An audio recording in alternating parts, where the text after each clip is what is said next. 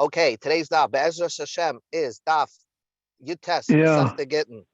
So the Mishnah, we're going to start with the Mishnah on daf Yutes Amud Aleph. So the Mishnah begins about koil koisvit. Until now, if it's kedai to go back if you didn't see the sugya before on Shabbos, where the sugya discusses why they would why do you have to put a date in a get? Just give it to the woman without a date. Why does she need a whole zman to get? Yeah. So the Gemara says a very interesting thing, because it's Zan that they used to marry their niece, their sister's daughter, and the reason why you put a date in the get is because a person who married his niece, if the niece did znus, right? So if people are going to say she did znus while she was married, and she'll say, no, I was divorced first, because he'll quickly give her a divorce and say that no, I was to try to save her from being Misa. She's gonna say that I got the divorce before I did Zanus. So therefore they Yeah. write the get. So know clearly if she's guilty of doing Znus. So very interesting sugya of why we write Isman in a get. But here we're going to discuss over here, today's daf is discussing why with a practical din. The Mishnah is going to discuss what ink do you have to write a get. Very important. The Torah says the cost of law get pasefer, you have to write it in a document. And if you read the Torah literally, it means that you have to write it like you write a Sefer Torah, a Megillah, on a mezuzah, on a parchment with a special type of ink. So the Gemara, though this is the only time I think in the Torah where we take it out of what it literally means, and you don't really have to write a get on a parchment or anything. You can write on a regular piece of paper. And listen to the Mishnah. You're allowed to use any type of ink, b'diyoy, with black ink, b'sam, ink called sam, b'sikra, ink called sikra, over kumas. The Gemara is going to explain what these things are. Over kankantum, and all this type, another type of ink. Over chol Yeah. davar, any type of ink, but it has to be shahu shel kayama. It has to be permanent. It has to be something that's not so erasable. With both. Yeah, because ein koisven, you can't write a get loy b'mashkin, not with water. You can't write a get just with water. Loy b'mei peris, or apple juice or something like that. Loy b'chol davar she'ein miskayim, and not with anything that's not going to be Exist. permanent. Says the Mishnah. Now, what does the paper have to be made out of? So a paper can be any paper. Al hakoil koisvin, you can write it on any paper. You can write the al hakoil koisvin, you can write the get on any paper. Hi, Alan. We just began on Daf Yutes Amud Aleph by the Mishnah. Al hakoil koisvin, you're allowed to write the get on any type of paper. Anytime. Al ole shel on a blettel from a zayas tree. In other words, it could be a leaf, but it has to be detached. Very important. A detached leaf. Val hakeren shel para, and on a horn of a cow, even if it's connected to the cow. We're on the Mishnah on Daf Yomi Gittin Daf. Val hakeren shel para. You're allowed to write a get even on a horn of a cow. But the noisen law as a para, you have to give her the cow. In other words, after you write the get, you have to be able to give it to her. If there's another step in the process, like cutting off the horn off the cow and giving it to her, it's not a kosher get. So if you're going to write it on the horn of a cow, it has to be that you're giving her the whole cow. Or you can write, says the Mishnah, the get doesn't have to be even a piece of paper. It could be on a human. Al yad shel eved, you write it on the hand of your slave. I guess you write something permanent ink. The noisen los eved, you give her the slave, and that is considered to be a kosher get. Rabbi Yossi Hagalili Oimer, Rabbi Yossi Hagalili says, "Ein koisvin loy al davar sheyesh boy ruach chayim."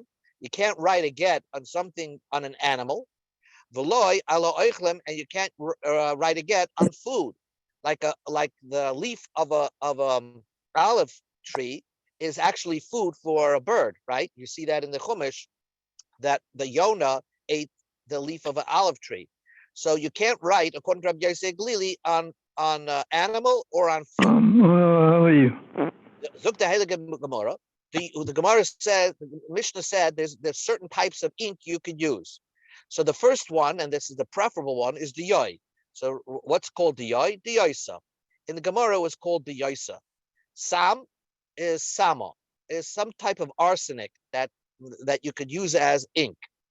Sikra, you have to look in the history of ink. Oma Rabba Babachana, Sakrasa Shema. It's called Sakra, and Sakrasa, according to Rashi, it's Seva Odoim. It's red. Okay, Sakrasa is red. Kumis is Kuma, and the Kankantum, Kuma is Kumkan, so which is like gall nuts, nut juice, gall nuts. You can make ink out of gall nuts. Gankantim, Rabba Babachana Shmuel, Charta de Ushkafe. It's the cobbler's ink that they used to polish shoes and darken leather with it. That type of paint that they used is also permitted to be used as ink for a get. Well, the Chol Davo Shehu Miskayim. And the Mishnah said you can use anything technically that's permanent, but the Mishnah doesn't give you which ones. Latuya Mai. So what does it include? What's left out of the Mishnah that we're going to include in the Mishnah? So the Gemara says, Latuya Hodatana Rabchinina Kosev Triya. If you write it with like rainwater that has soot in it, that's what's maitria. Let's say you have soot from the roof, that you can actually use it as ink, as a writing, as something that you could paint onto a document. But after is okay. Walnut juice is kosher. Tana Rabchia said, Kesavai ba'avar, if you write with lead, like a lead pencil, bishchar, with coals, uveshichar, or black paint. Veshichar is kosher. Zoktim Gemara. The Gemara is dealing here over here. We know that you're now allowed to write on Shabbos. You're not allowed to write 2 letters on Shabbos. That's the malacha of Kosev. So we're going to segue also to the one of the malachas of Shabbos is erasing. Erasing on Shabbos. If you just erase a piece of paper on Shabbos, Minat Torah, you're not over anything. It has to be an erasing that with the intention to write something on top of it. That's called the erasing. That's part of the moichik in the Lametes Malachas. So the Gemara teaches itmar, a teaching.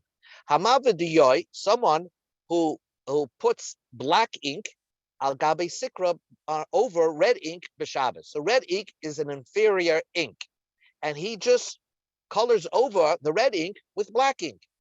So Rabbi Yochanan and Rabbi Shlokish Damri Tavaya, both Rabbi Yochanan and Rabbi Shlokish both agree. Chayev shtayim. You get 2 averas. Achas mishum kosev, because you're writing with black ink. But achas, and 1 avera, you get mishum moichek, because you're erasing the red ink. You're erasing the red ink.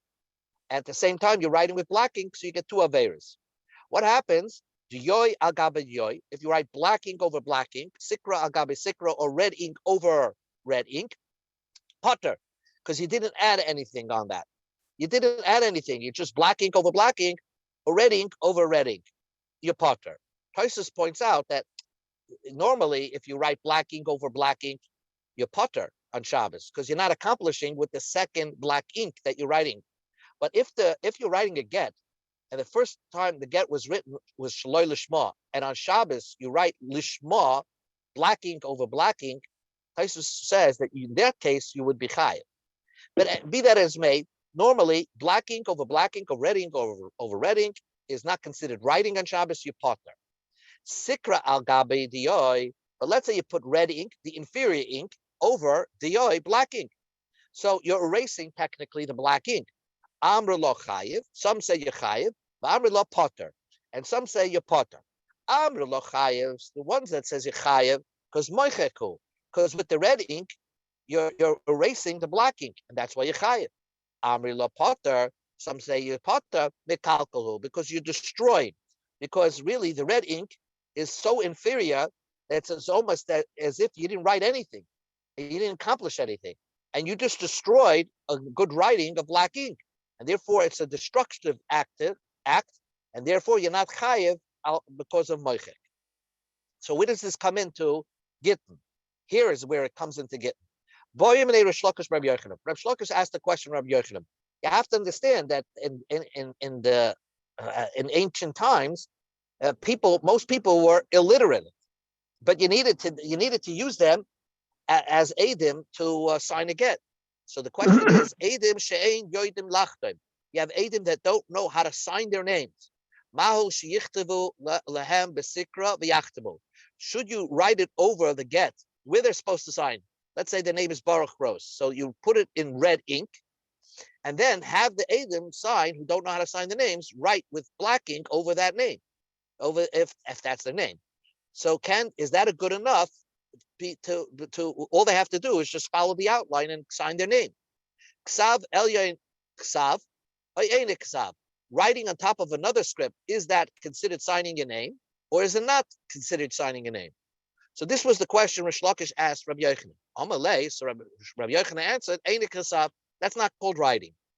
So the Rabbi Lakish asked back to Rabbi Yochanan, Amalei, Rabbeinu, you taught us ksav elyon ksav leading Shabbos, that if I write with a black ink on top of, let's say, a red ink, that would be considered as if I wrote on Shabbos. And therefore, because we disregard the red ink, it's almost as if it's not written, and you're writing on top of that. So that would so if so, that should be good. Because what's the problem? What's the problem with having writing it the red ink and then having them the black ink? Rabbi Yochanan said it's no good because you're signing you're signing on the star, and therefore when the real Adim come and sign, they're not signing the get because it was signed already by somebody who forged the names. So it shouldn't be good. But Rabbi Yochanan, Rav Shlaka says, but then how come Lagabe Shabbos you said you're chayiv if someone does that? Amalei. So Rabbi Yochanan answered, because we compare something. That's why we're gonna paskin that it's 100% this way. In other words, Rabbi Yochanan said, I only said that if you write black ink over red ink on Shabbos, you're chayiv, you're liable. It's only because I'm just telling you, midrabanan or whatever, I think you're liable. I'm not 100% sure. I wouldn't say that you have to bring a carbon in the base of English because of that. Therefore, when you apply that situation to Gittin, we wouldn't say that Adim that don't know how to sign, you should write their names in red ink and have them sign in black ink, because by you writing their names in red ink, you're already signing the get, and they're not writing anything. Could be regarding Gittin, we're not going to consider it as if they signed their names. So we have to figure out a solution, and this is a big problem of how do you deal with people that can't sign their names. Some of the most successful people I know don't know how to sign their names, so it's not a sign of nothing. But Adim, but therefore the Itma we're teaching like this: Adim she'ein yoidim lachtem, Adim that don't know how to sign their names. So Rav said, Makaran lehem no'oir cholak umamalin esakroyim doi. You scratch out on the paper their names. If it's assuming, let's say it's a parchment, you just scratch with a pen, with a knife, their names, and they just fill it in with ink. So that's not called signing because you're just scratching. Ushmuel Omar, Shmuel says, Ba'avor, you could use lead, put a lead pencil and sign their names, let them sign with ink on top of that. So the Gemara asks the question, Ba'avor Salta Daita, can you use lead and they should sign on top of the lead? Well, Tani Rab Chia taught that if you sign the get with lead pencil, it's good. Kasava Ba'avor, if you sign the get with a lead pencil, bishchar, or with shichor, or with black paint, or bishchar with coals, kosher, it's kosher. So how could you sign with lead paint, with a lead pencil, and have the Adim sign on top of that? So the Gemara says, loy kasha, that's not difficult. Ha ba'avra, ha b'mayda avra. When did we say that it's not a good writing? Is if you use actual lead. For some reason, actual lead fades. When did Rab Chia say that it's a real good script? If you use b'maya avra, water soaked into lead, so that leaves more of a permanent mark. So the suggestion of Shmuel was use regular lead, not lead soaked in water, but regular lead.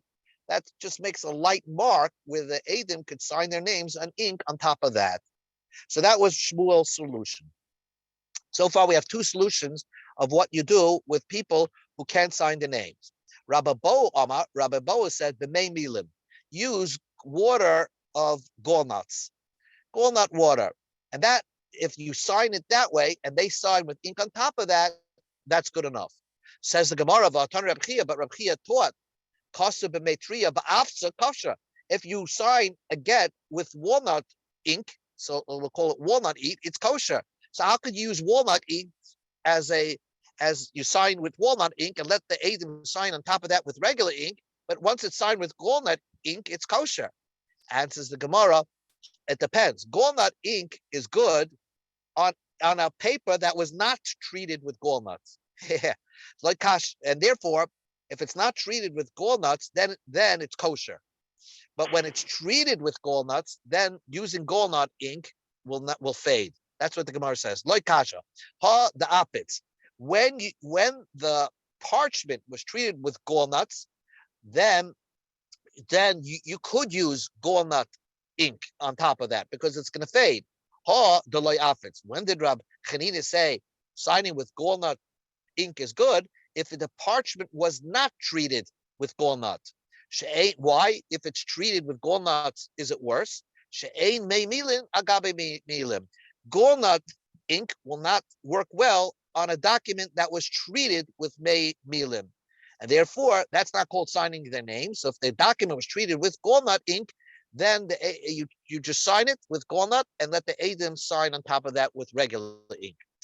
Rav Papa's advice was, you take saliva, baroik, you saliva, and you saliva their names onto the paper and let the Adam just follow the trace, the saliva of their names.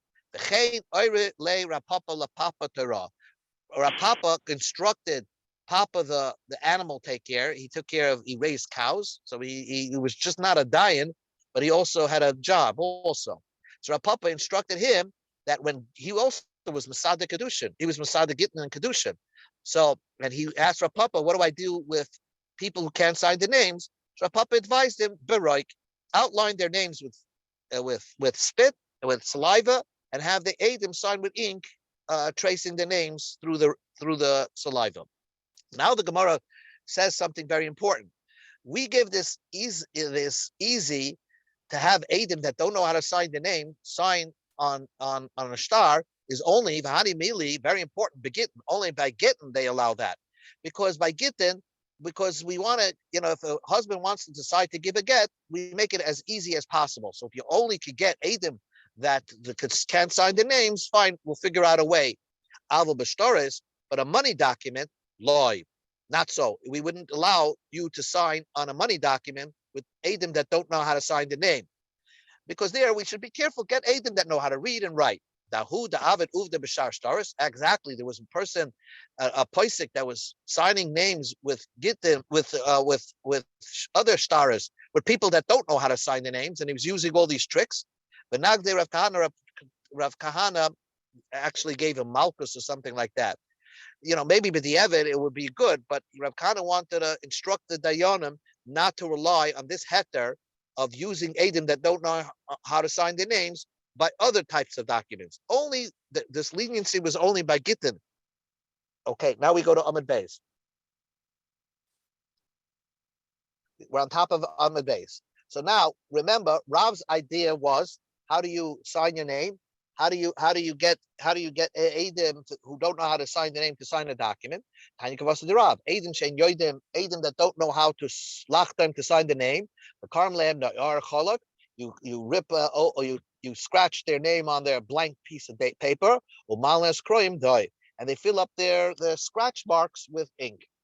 Rav Shimon ben Gamliel said, again, he seemed to say what Rav Kahana said. When did we say that you can rely on people that don't know how to sign the names? The Gittin Nashim, by a get Nashim.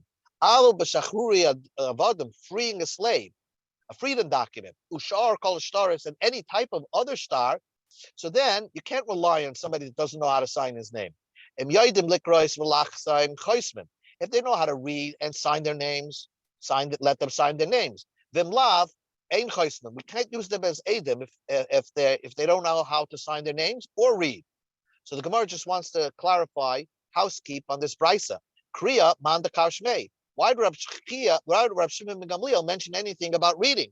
The Tanakama mentioned nothing about reading. So why is Rabbi Shimon ben Gamliel talking about reading? If the Gadim have to know how to read. So really, there's a few things missing in this brisa, and this is what's missing in the brisa, that the chachamim don't even require you to know how to read.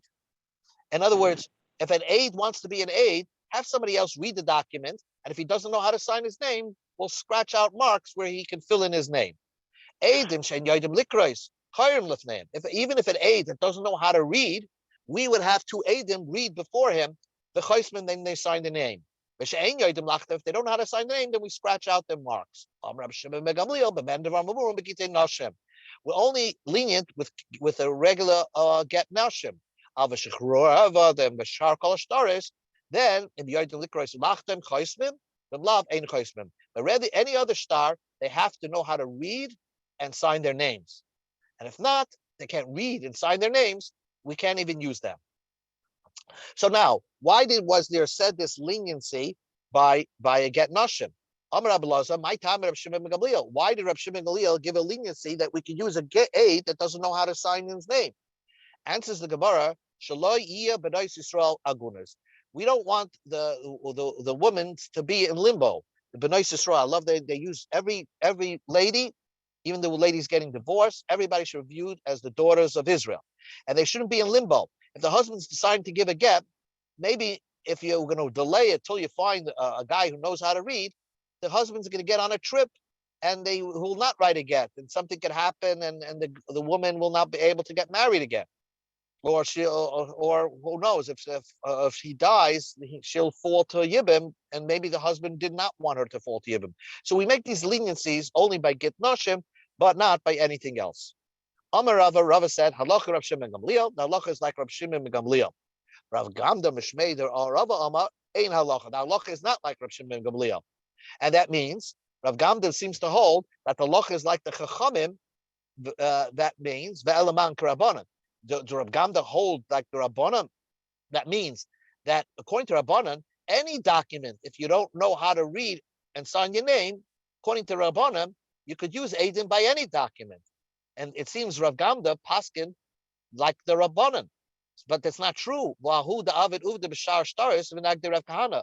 The great Rav Kahana, who's the greatest Amira, anybody who paskin that you could have Eidim that don't know how to sign their name sign on any other star, he put that guy in he gave him Malchus, because it's wrong. You're not supposed to sign any document with Eidim that don't know how to sign the name. So it's clear that Rav Kahana paskin like Rav Shimon Gamliel. So right, Rav Gamda paskin like Rav Bonam, and says the Gemara Targama Akriya. Rav Gamda only paskin like the Rabbanim regarding that if they don't know how to, they must know how to sign their names. In other words, on Shar Shtaris, a person has to know how to sign his name. You can't sign his name, forget it, don't use him. But if he doesn't know how to read, but he knows how to sign his name, and there are people that they don't know how to read, but they could sign their names, so then they can rely on other people telling them what's written in the document. They have two people tell them what's written in the document, and these Eidim can sign their name on the document, even though they can't read, and in that way, we paskin like the Rabbanim. Like the Gemara brings stories now. Rabbi Yehuda, Mitzdayer, Kori the Chasam. Rabbi Yehuda probably, when he was older, he couldn't read so well. So he squinted and tried to read a document in order to sign a document if he was a dayan or he was an aide. Amalei Ula told him, you don't have to try to read the whole document yourself. Now, Rabbi Laza, Marad Eretz Yisrael, Rabbi Laza, the leader of Eretz Yisrael, Kori Kamei the Chasam. He had people reading. He couldn't read every document. The people would read it to him. He would trust them, and he would sign his name on the document. Rav Nachman himself would have the dayanim, the scribes in the courthouse, would read what they're writing, and he would sign his name. The Dafka says Gemara, Rav Nachman v'safrei dayanim. It's only this was said that you can trust somebody telling you what's written in the document is Rav Nachman with his relationship with the scribes that of the dayanim, the scribes of the judges. This lay a masa because they were afraid of Rav Nachman and they wouldn't lie. If Rav Nachman was dealing with other types of scribes, let's say just a substitute scribe, or if it's the scribes that work full time in the courthouse, but it wasn't Rav Nachman asking them to read. Loy, for some reason, we wouldn't trust those people. It has to be somewhat that the people that are reading the document have fear to lie to the person that they're reading to. Says a few more things. Rav Papa kiavasa l'kamishtar pasar da'avid be'arkoyis akusim makri le'shnei kusim shleb shleb b'fnei umasiach lepitumay umad bebein mishabdei. Rav Papa, when a document that was made in the Persian government, in the Persian courthouse, it was signed by Goyim. He would have, and he wanted to say that it's a kosher document and the Jews should honor such a document. Let's say it was a debt instrument. So then he would have Goyim read it to him, one Goy read it to him, one without the other, as if they're just, not knowing why they're reading. And so now he knew he had a good idea what's written in the document. And then he validated this document, and it was such a valid document, you can even collect you put a lien on properties. So he even trusted documents that were created in the Persian courthouse. Amar Ravashi says, Amali Huna Bar Nasan, Hochi Amar Meima, Hai Star Parsor, the Chasima Le Saad Yisrael, Magbin Meima Shabda. So Gemara says that if it's a Persian document, it was written in Hungarian, let's say, or Persian, doesn't matter, but it's signed by Jewish signers. So then you can use that document to even put a lien on properties. So says the Gemara, wait a second, if it's written in such a strange language and signed in Hebrew, the people that signed it probably didn't know how to read the document. Answers the Gemara b'diyadi. It's talking about the signers knew how to read the document. When it's written in another language and it's originated in the Persian courthouse, so then they used to write their instruments on papers that could be forged, and you could erase it. And we need to validate a document. It has to be written on paper or in a certain way that cannot be forged. Answers the Gemara, but defeats it. It's talking about a document that was treated with gallnuts, so it's something that you can't fake. It has to be when you write a Jewish document, they would summarize right before the end what's written in the document, and right underneath the people will sign. They didn't leave a space between the words of the document and the signatures because anybody could add words in between. And normal documents that were written in the Persian courts were not done this way.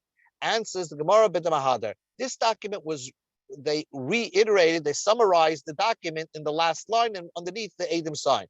So you have this Persian document that was written according to the Jewish law, and Hebrew people signed on it, and they knew what's written in the document. It's kosher. And this was what Ameimer said. So if that's the case, by Kamash Malam, what's the Ameimer teaching you? The Chol Lashon kosher, that any document written in any language is kosher?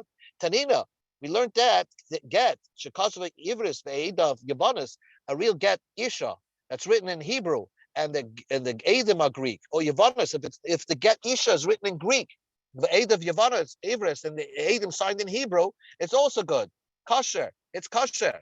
So the Gemara says, so what's the novelty of what Amem is teaching you? So the Gemara says, from that Mishnah, you know a get can be written in any language. It doesn't have to be written in Hebrew. Aval b'shar star is loy. But I would think that any other dead instrument has to be written in one language.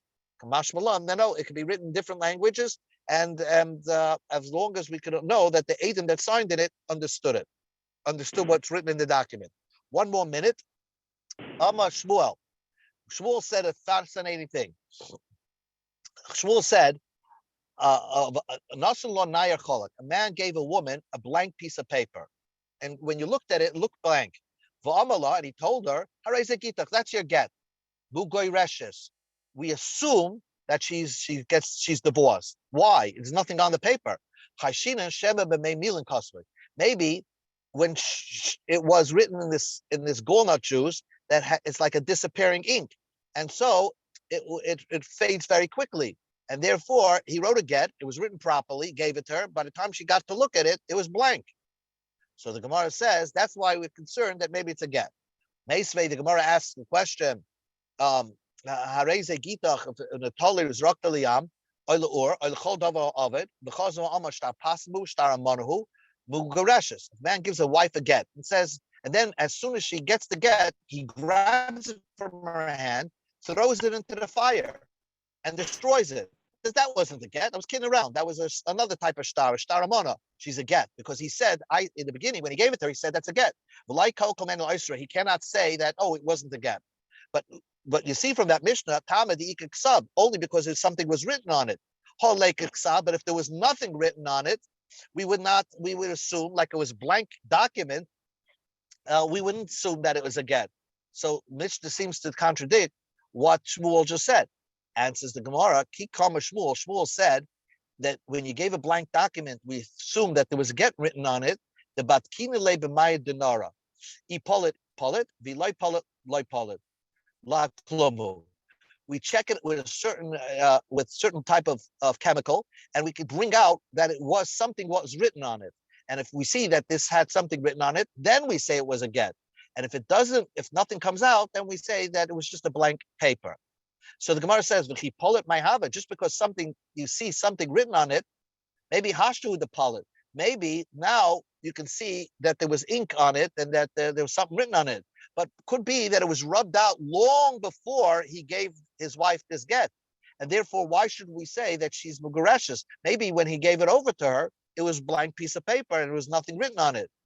Answers the Gemara, Shmuel, Nami Chashin and Kalmar. Shmuel only said that I'm maybe concerned that maybe it was written enough when he gave it to her. There was some sort of imprint on it and ink on it that it was that it could be she's Mugareshis, although now there's nothing written on it, and therefore Shmuel was concerned that maybe it was a get, and she should treat herself like a Suffolk Mugareshis. Okay, we stop here. Wow. Good enough. Good enough.